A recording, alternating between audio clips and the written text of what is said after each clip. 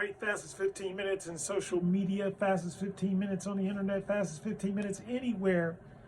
And my name is Judson Powell. I sound like Mighty Mouse or something like that. I don't know. Anyway, I'm recovering from some stuff, so just get my voice back. So I appreciate y'all just bearing with me for just a second. Anyway, just want to do like a general rant and rave and all that kind of stuff. First of all, I'd like to give some flowers out to my man Deion Primetime Sanders. He got so many names, you know. That's why he got so many names, because he's good at what he does. And it's really funny because I was looking at the post game press conference when he, I guess that was Ed Warder that he was going off on. Now I'm gonna this is the thing, I'm gonna defend Ed just a little bit, because when you inherit a team that was like a 1-11, I think, or whatever they only won one game last year, so they're already on pace to beat last year's record. So you know, so there was no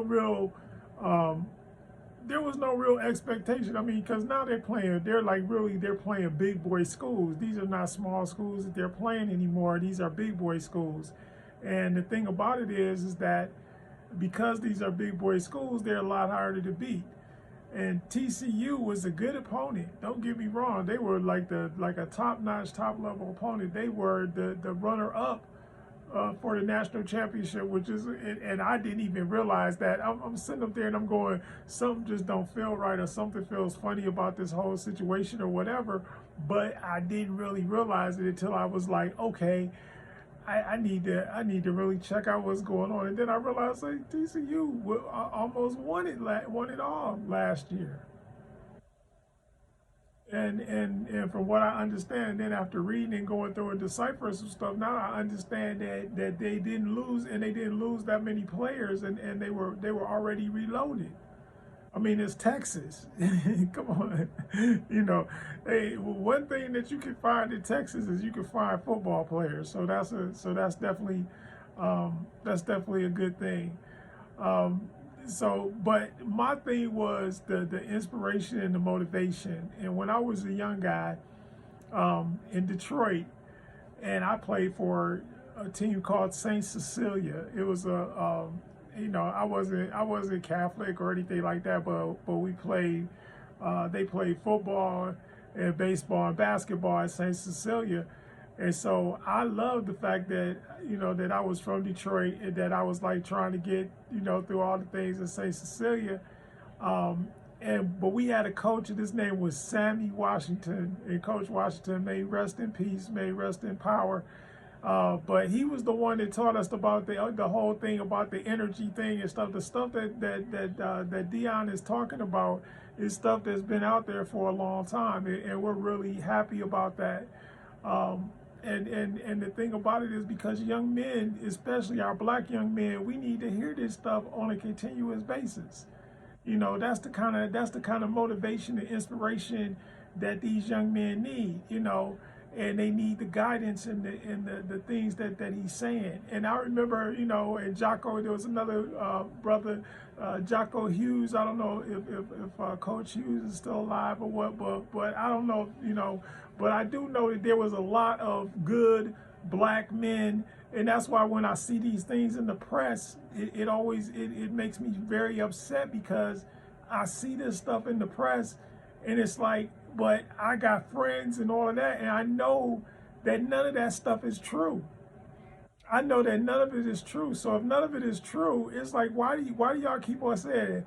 I don't know any bad black fathers. I don't know any bad black, I mean, all of the stuff that I see all the time, and they say, well, but you got an education, or you went there, you went that. But it doesn't matter. On any level, I don't see it. On any socio-economic level, it's just not there, and I don't see it.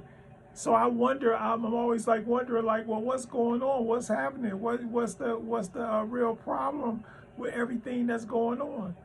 And then it boils down to most of it is propaganda. Most of it is stuff that is designed for us to ingest it and then think that we can't do something, or that we're less than what we are.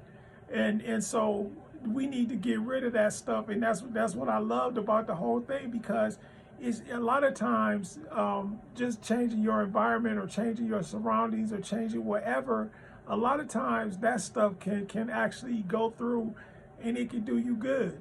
You know, just going on a trip, you know, a lot of these kids don't even leave. They don't leave from in front of where they live. They don't leave from in front of where they live for years. And so they think that that's the only thing that's going on, or they think that that's the only thing that's actually really happening. And in reality, there's a whole wide world out there of stuff that's going on and stuff that is happening. But it's just the matter of, are you given that opportunity? See, that's the thing. And so and we always saw when opportunity, and they give Oprah credit for this, but I heard this a long time before Oprah. When opportunity meets preparation, that's when you win. That's when you get everything. You know, that's when you get everything. You gotta, if you're prepared and then you get the opportunity, it don't matter who it's against. It doesn't matter where it's at, who it's with, who, where, why. All those things don't even matter anymore. And why don't they matter? The reason why they don't matter is because you have prepared yourself and you are ultimately ready for whatever comes at you. You are ultimately ready for whatever battle that you have to fight. You're ultimately prepared and ready to fight those battles, no matter what you believe or what you think. And the whole thing is like, it's just like the whole battle is like the energy drain. Can I keep my energy? Because I know what my energy is. So in the forces outside, or the forces of my health, or whatever they are, they're trying to come against my positive energy. They're trying to come against whatever energy that, you know, whatever energy that they're throwing at you that's keeping you from succeeding or reaching your goal. They're throwing those things at you, those spears at you all the time. And it's just I don't know why it happens. I don't know how it happens. You know, people in the world want to blame the devil, blah, blah, blah, blah. Okay, you can say whatever you want.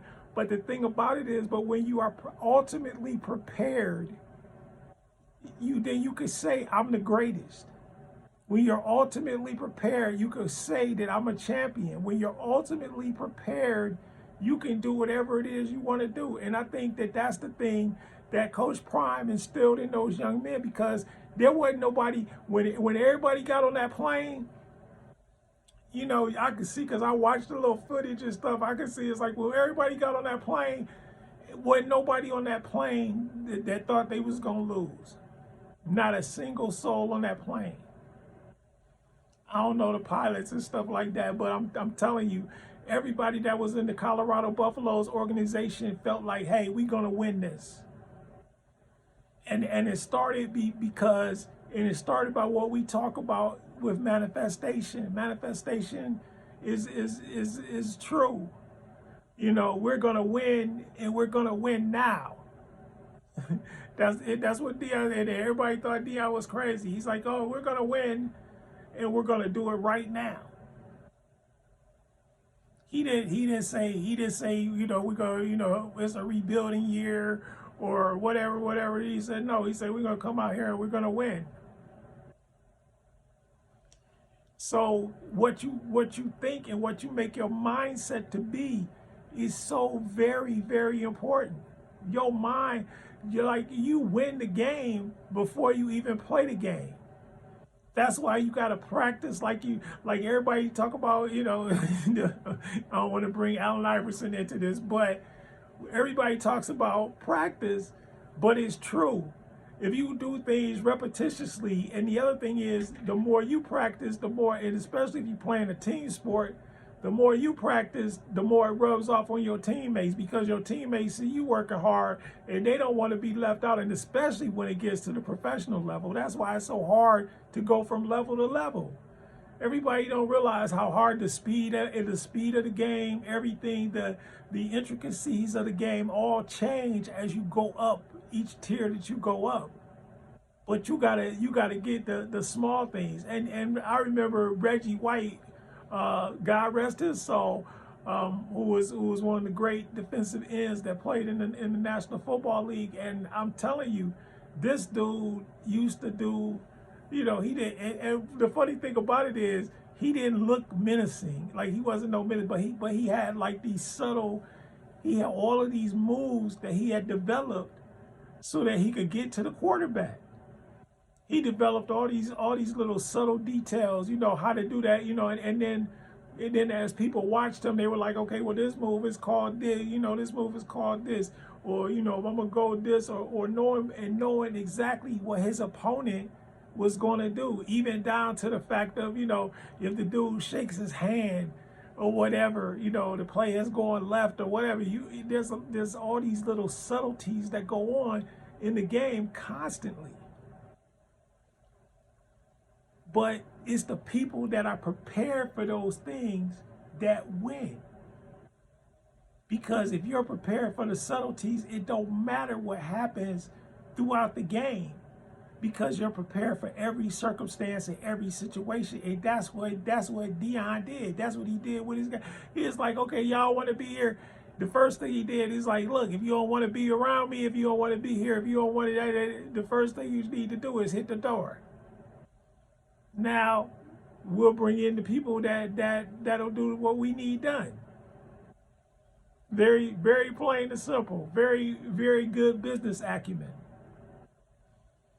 That's how they, okay, if we can't sell these, then we'll bring in some people that can sell them. Or we'll figure out a way that we can get the people to sell them, or whatever the strategy has to be. And then once the strategy is decided upon, then everybody on the team is working towards that strategy and towards the goal of how to implement that strategy and ultimately the success of that strategy. That's what it's all about. And then on top of that, to be able to motivate those young men, it was great. It's a great thing to see, and I'm not gonna sit here and mince words or anything like that. I was kind of skeptical too. I was skeptical, and I'm a hater. I'm gonna be honest, but I was skeptical because of the fact of, it's like, wow, you just go from, my whole thing was, can they jump the levels? That was my thing. My thing was, well, there you go from Jackson State to Colorado, because they playing some big boy. Like they playing USC, and they playing, Nebraska, and them kind of opponents. Arizona. These ain't no bitch schools. These are schools that got football programs and are known as football schools, for that matter. A lot of them schools out there, they Stanford, all of that, all of those schools, those are the schools that are on their schedule. They don't have there's no easy games on their schedule. Every single game is a tough game. They play Oregon. I mean, come on, there's no easy games. So that's why I had, some skepticism. But then to come out probably and beat the best team that's on their schedule, they beat them first. And I'm like, oh, well, this is like, and don't y'all get a warm-up game? Even the big schools, like University of Michigan play like some, the Little Sisters of the Poor. So like, you don't come out the box and play like, a big opponent like that. And then win, that's impressive. And so my hat is off to the brother. That's impressive. I'm impressed.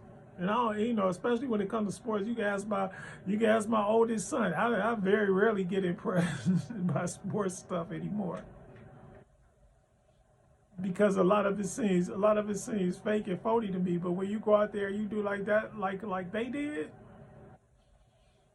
They played a ranked team, a good team. and you know, it was a gunfight. Don't get me wrong, they was slinging out there, but the bottom line is they outfought them. Anyway, fast 15 minutes is up. My name is Justin Powell. Hit the like button, hit the subscribe button, hit all the buttons, but most of all, hit the love button. I love y'all.